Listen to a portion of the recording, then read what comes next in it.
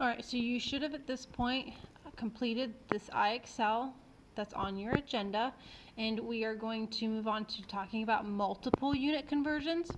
So the difference is a single unit conversion was we were doing inches to feet. Those are each just inches is a single unit to feet, which is a single unit. Now we're talking about converting multiple. So we're talking about like miles per hour to feet per second. Miles per hour, there's two units there, miles per hour, miles an hour. So in our multiple, we're going to be talking about two different conversions, and they're going to work a little bit differently. So we're going to use what are called conversion chains. Okay, so a multiple unit conversion, those are where you have your units like miles per hour, like we said. With these conversions, you're going to be converting one or both units to different units. Kind of like we did here, except we've got these two different ones to worry about. So what I mean by one or both is maybe I'm going from miles per hour to feet per second. Well, then I'm changing miles to feet and hours to second. But maybe I'm doing miles per hour to feet per hour, in which case I'm just changing miles to feet, but hour is not changing. They're going to be dealt with the same way. You just have to make sure you're paying attention to which ones you're changing. So, like I said, we're going to do this with a chain of fractions. They're always going to be multiplied.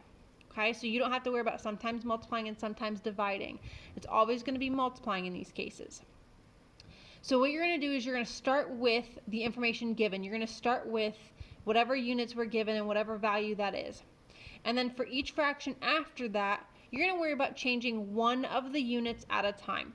So if we're working with miles per hour to feet per second, I'm going to start with my miles per hour fraction, and then I'm going to times it by, in my next fraction, it's going to worry about changing the miles to feet, and then I'm going to times it by another fraction, which is going to worry about that hours to seconds.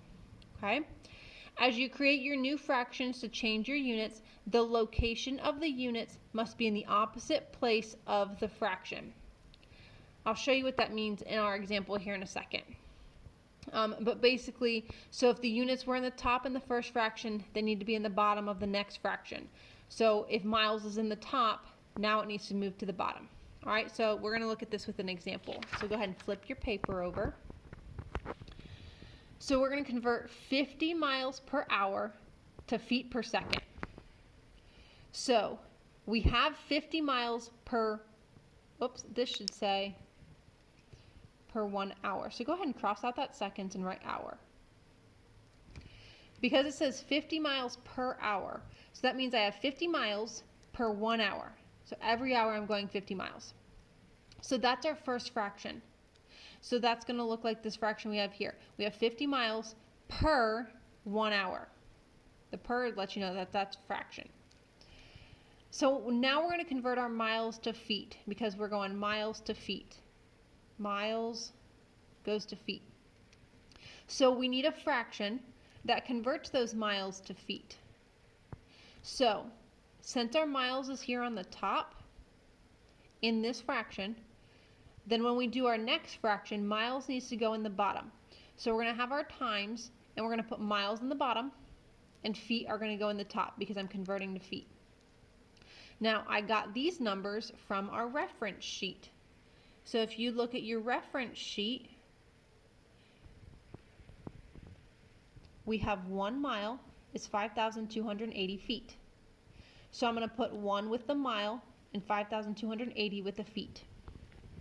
So 1 with mile and 5,280 with feet. Miles is on top, so now it's on bottom. So that means feet must go in the top. The next fraction is going to change my hours.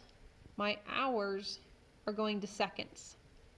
So since hours are in the bottom, now I need my hours to be in the top and the seconds in the bottom. Okay, so I need to look to see what hours and seconds, what that conversion is. And that one's on this sheet that has right here 1 hour is 3,600 seconds. So 1 goes with hour, 3,600 goes with seconds. So 1 goes with hour, 3,600 with seconds. And hours are on the top because in this fraction they were in the bottom. Okay?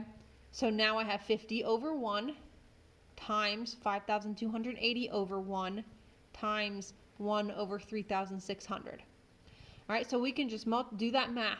We can multiply those numbers and divide. You can type this into Desmos. Fraction, you're going to arrow over to do your time symbol. Fraction, arrow over to do your time symbol. Fraction. When you do that, you're going to get 73.33. I'm just put a little star here. You're going to always round to the hundredths,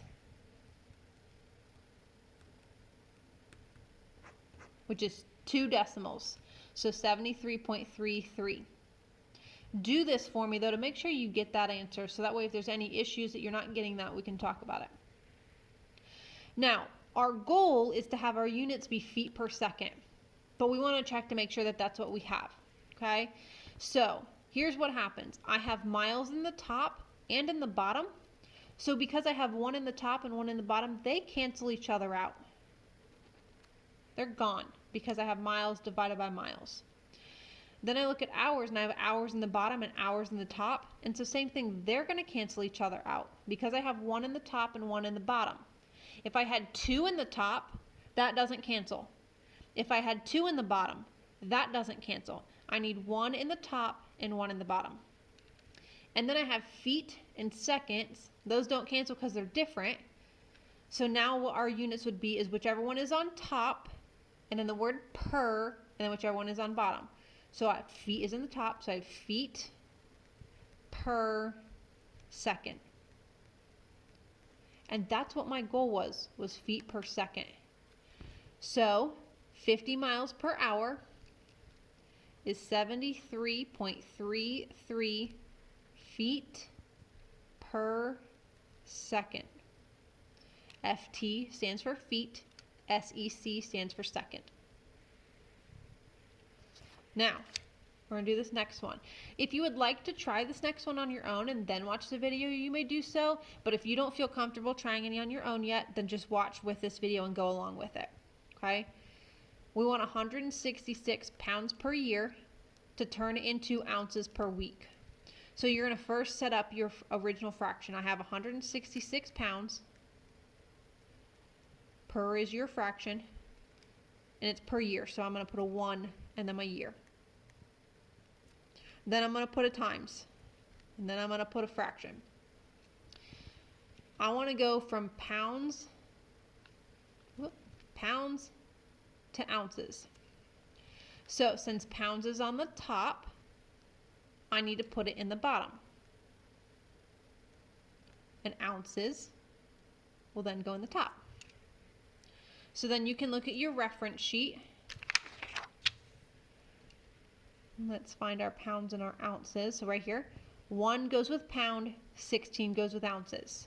1 with pound, 16 with ounces. So it was 16 with ounces and 1 with pound.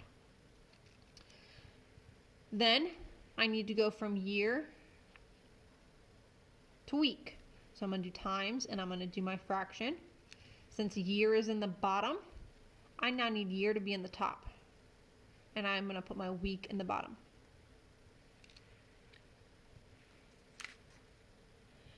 And I am not sure if we have this one on here. Oh, we do. So there's 1 year and 52 weeks.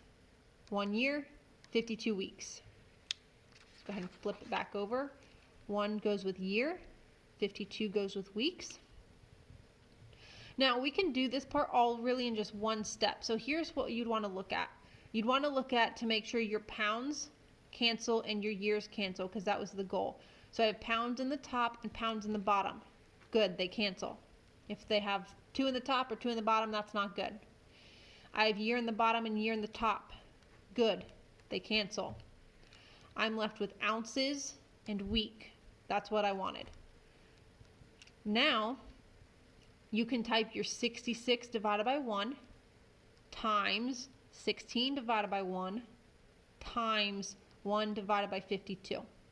Go ahead and pause this video and go do that in Desmos for me. 166 divided by 1 times 16 divided by 1 times 1 divided by 52. Pause the video, get your answer in Desmos, and then come back. All right, hopefully when you did that and you rounded to the hundredths, 2 decimal places, you're going to get 51.08. If you did not get this answer when you type that into Desmos, call me over so I can see what went wrong, okay? But then I need units. I'm not done. I need my units on here. So I have ounces in the top and weeks in the bottom. So I'm going to put 51.08. I'm going to need to just squeeze it in at the bottom. OZ per week. Because ounces on top, it comes first, and week is in the bottom, it comes second. OZ stands for ounces. So I have 51.08 ounces per week, which is what I wanted, is ounces per week.